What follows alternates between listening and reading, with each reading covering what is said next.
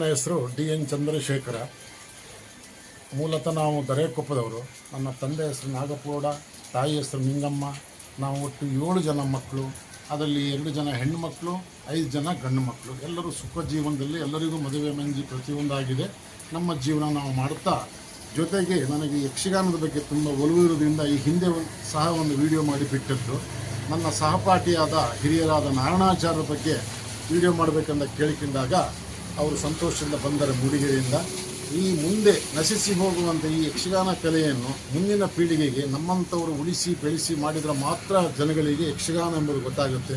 ಇವತ್ತಿನ ಈ TV ಮಾಧ್ಯಮದಲ್ಲಿ ಇದೆಲ್ಲ ಮೂಲೆ ಸೇರ್ತಾ ಇದೆ. ಯಾಕೆ ಈ ಕಲೆಯನ್ನು ಉಳಿಸಬೇಕಂದ್ರೆ ಇದು ದೇವಲೋಕದ ಕಲೆ, ಭಗವಂತನ ಕಲೆ, ಭಾಗಂತ್ರಾಟ ಅಂತಲೇ ಹೇಳ್ತಾರೆ. ದೇವಲೋಕದಿಂದ ಭೂಲೋಕಕ್ಕೆ ದೇವರು ಕಳಿಸಿಕೊಟ್ಟಂಥ ಕಲೆ. ಈ ಕಲೆಗೆ ಹೆಚ್ಚು ಮಹತ್ವವನ್ನು ಕೊಡಬೇಕು. ಎಲ್ಲ ಒತ್ತು ಕೊಟ್ಟಾಗ ಮುಂದಿನ ಪೀಳಿಗೆ ಈ ಕಲೆ ಉಳಿತದೆ. ಅದೇ ರೀತಿ ಈ ಆಚಾರರು ನಮ್ಮ ಊರಿನವರು, ನಮ್ಮ ಸ್ನೇಹಿತರು. ಇವರು ಸುಮಾರು ಸಾಧಾರಣ 70 ವರ್ಷ ಆಗಿದೆ. ಮೂಲತಃ ಕೃಷಿಕರು. ಅವರನ್ನು ಒಮ್ಮೆ ಪರಿಚಯ ಮಾಡಿಕೊಡ್ತೇನೆ. ನಾರಾಯಣಾಚಾರ್ಯ ನಮಸ್ಕಾರ. ನಿಮ್ಮ ಬಗ್ಗೆ ಹೇಳ್ತಾರೆ. ತಮ್ಮ ಅಭಿಪ್ರಾಯ, ಇದು ತಾವು ಯಕ್ಷಗಾನಕ್ಕೆ ಬರಲು ಮೂಲ ಕಾರಣ ಏನು ಮತ್ತು ಇವರ ಪರಿಚಯ ಹೇಗೆ? ನಿಮ್ಮ ತಂದೆ ತಾಯಿ. ನಿಮ್ಮ ತಂದೆ ಹೆಸರು? ನಮ್ಮ ತಂದೆ ತಾಯಿ ಬೆಳ್ಳಮ್ಮ. ನಾವು ಕುಳೂರು ಗ್ರಾಮದಲ್ಲಿ ಬೈಲುಕೊಪ್ಪ ಅಂತ ಇಲ್ಲಿ ವಾಸ ಮಾಡಿಕೊಂಡು ಇದ್ದೇವೆ.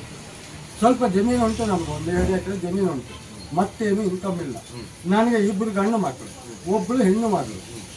ಮತ್ತೆ ಕುಟುಂಬದವರು ಇದ್ದಾರೆ, ತುಂಬ ಇದ್ದಾರೆ. ಅವ್ರನ್ನೆಲ್ಲ ಲಗ್ನ ಮಾಡಿ ಕೊಟ್ಟಿದ್ದೇವೆ. ಆದ್ದರಿಂದ ನಾನು ಬಹಳ ಕಾಲದಿಂದ ಯಕ್ಷಗಾನ ಮಾಡಿಕೊಂಡು ಬಂದವ. ನೆಲ್ಲೂರು ಮರಿಯಪ್ಪಾಚಾರು ನಮ್ಮ ಗುರುಗಳು, ಆಮೇಲೆ ಹಿರಿಯಣಾಚಾರು. ನಾನು ಬಹಳ ಕಾಲ 18 ವರ್ಷ 20 ವರ್ಷ ನಾನು ಊರು ಮನೆಯಲ್ಲಿ ತಾಳಮದ್ದಲೆ ಮಾಡಿದ್ದೇನೆ. ಚಿಕ್ಕ ಮೇಳ ಮಾಡಿದ್ದೇನೆ, 2 ಜನಕ್ಕೆ ಹಾಕಿ. ಚಿಕ್ಕ ಮೇಳದಲ್ಲಿ ನಾನು ಭಾಳ ಇದಾಗಿದ್ದೆ.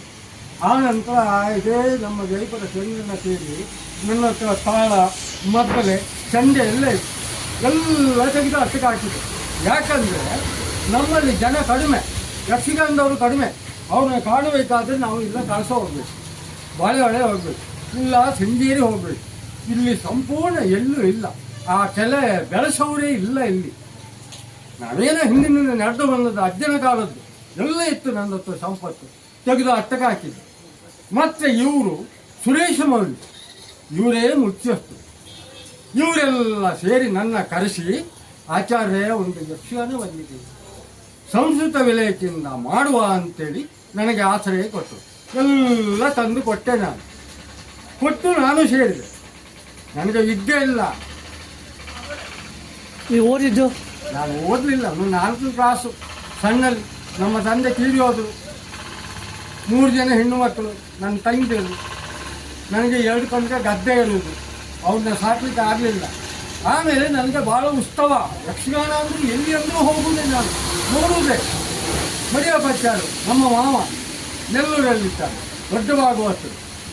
ಅವರು ನಮಗೆಲ್ಲ ಸಿಕ್ಕಿದ ಆನೆದ್ದಾರೆ ಕರ್ಕೊಂಡು ಬಂದು ಅವ್ರ ಜೊತೆ ನಾವೆಲ್ಲ ಚಿಕ್ಕಮೇಳ ಮಾಡಿ ಪದ್ಯ ಹೇಳಿಕೊಟ್ಟೆ. ನನಗೆ ಕಲೀರಿ ಅಂತೇಳಿ. ವಿದ್ಯೆಯಲ್ಲಿ ಎಂಥದ್ದು ಕಲೀರಿ ಸ್ವಾಮಿ ನಾನು. ಆದರೂ ಬುದ್ಧಿವಂತಿಕೆಯಿಂದ ಪದ್ಯ ಹೇಳಲಿಕ್ಕೆ ಶುರು ಮಾಡಿದೆ. ಯಾವ ಪದ್ಯ? ಯಾವುದೂ ಹೇಳ್ತೇನೆ. ಸ್ಟಾರ್ಟಿಂಗ್ ಪದ್ಯ ಅವ್ರು ಹೇಳ್ಕೊಟ್ಟಿದ್ದು ಗಜಮುಖ ಹೇಳಿಕೊಟ್ಟು. ಹೇಳಿ. ಹೇಳ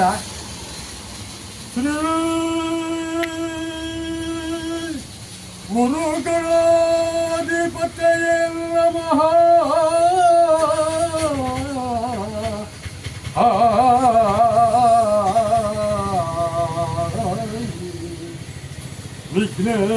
ವಿಘ್ನೇಶಾಯ ಸರಸ್ವತಿ ಪಾರ್ವತಿ ದಕ್ಷಿಣಾಮೂರ್ತಿ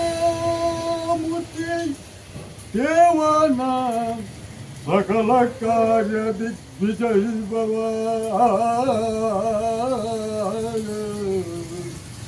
ದಿಗ್ವಿಜಯ ಭವ. ಆಮೇಲೆ ಮುಂದೆ ಅಲ್ಲಿಂದ ಗಜಮುಖ. ತುಂಬ ಕಡೆ ಎಲ್ಲ ಕಾರ್ಯಕ್ರಮ ಕೊಟ್ಟು ಗಜಮುಖ ನಿನ್ನ ಪಾದವಂದನವೇ.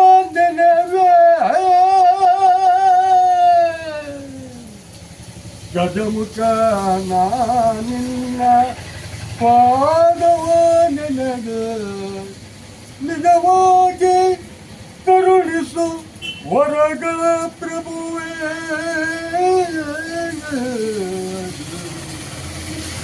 ಮೂಷಿಕ ವಾಹನ ಮೋದಕ ಹಸ್ತ ಪಾಶಾಂಕುಶಧರ ಪರಮ ಪವಿತ್ರ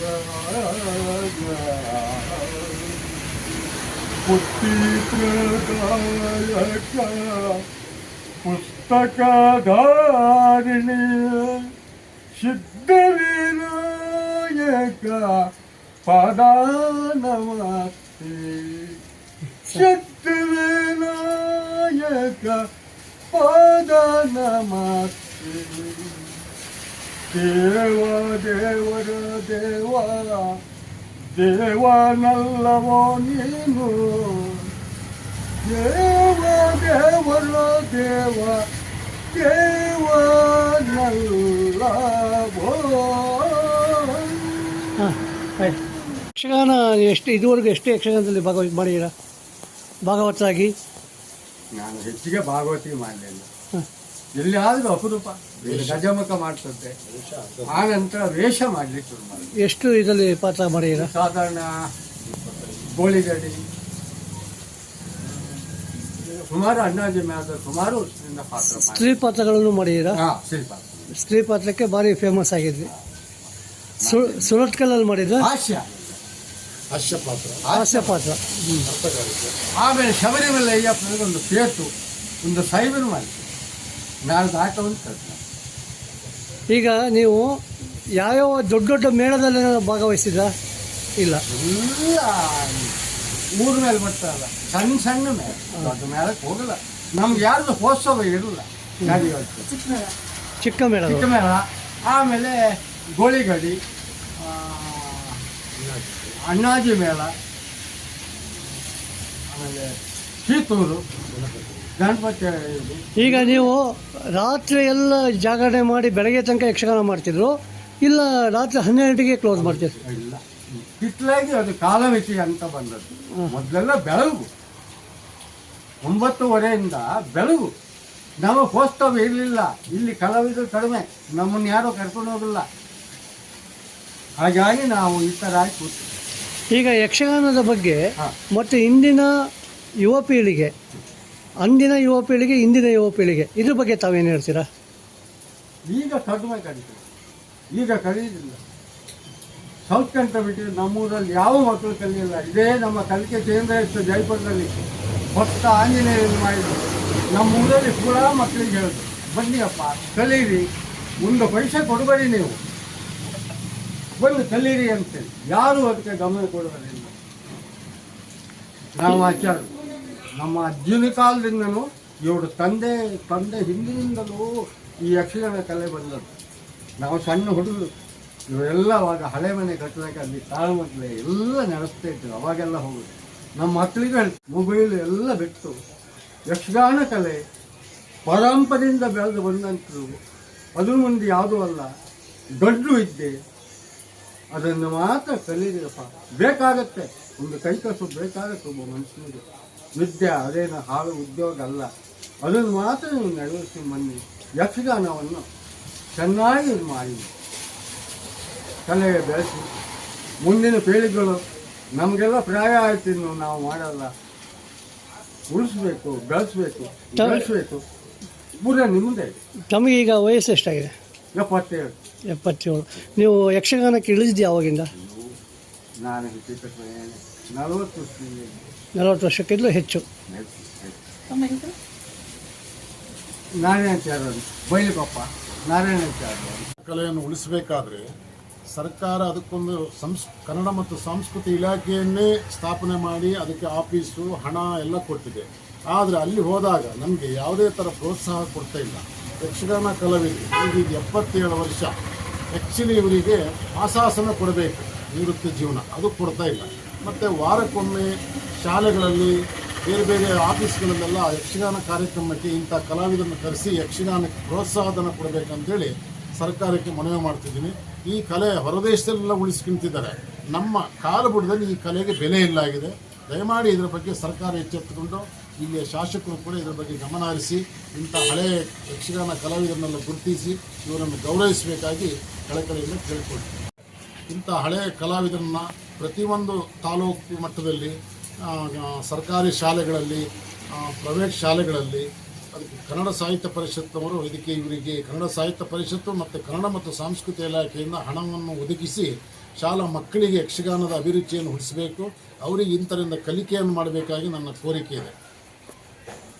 ಸ್ಪರ್ಧೆಗಳಿಗೆಲ್ಲ ಯಾವ ರೀತಿ ಪ್ರೋತ್ಸಾಹ ಕೊಡ್ತಾರೆ ಅದೇ ರೀತಿ ಯಕ್ಷಗಾನ ಕಲೆ ಇದು ಭಗವಂತನ ಕಲೆ, ಇದನ್ನು ಖಂಡಿತವಾಗಿ ಉಳಿಸಬೇಕು. ಆವಾಗ ಜನರಿಗೆ ರಾಮಾಯಣ ಮಹಾಭಾರತ ಇದ್ರ ಬಗ್ಗೆ ಎಲ್ಲ ಅರಿವಾಗ್ತದೆ. ಇನ್ನು ಮುಂದೆ ಇದೆಲ್ಲ ನಶಿಸಿ ಹೋಗ್ತದೆ. ಹಾಗಾಗಿ ದಯಮಾಡಿ ಈ ಕಲೆಯನ್ನು ಉಳಿಸೋದ್ರ ಬಗ್ಗೆ ಕನ್ನಡ ಮತ್ತು ಸಾಂಸ್ಕೃತಿಕ ಇಲಾಖೆ ಸರ್ಕಾರ ಗಮನಕ್ಕೆ ತಂದು ಪ್ರತಿ ವಾರದಲ್ಲಿ ಒಂದೊಂದು ಗೌರ್ಮೆಂಟ್ ಶಾಲೆಗಳಲ್ಲಿ ಯಕ್ಷಗಾನ ಕಲೆಯನ್ನು ನಡೆಸಿಕೊಡ್ಲಿಕ್ಕೆ ಅವಕಾಶ ಮಾಡಿಕೊಡಬೇಕು, ಕಡ್ಡಾಯವಾಗಿ ಮಾಡಿಕೊಡಬೇಕು.